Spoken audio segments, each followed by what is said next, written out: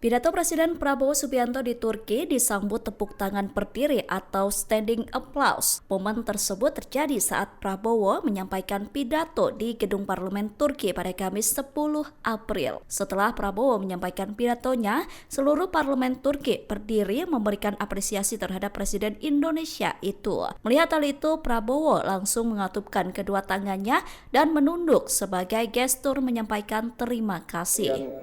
Saya yakin Turki dan Indonesia dapat berbuat yang terbaik bagi kepentingan umat manusia dan dunia. Terima kasih.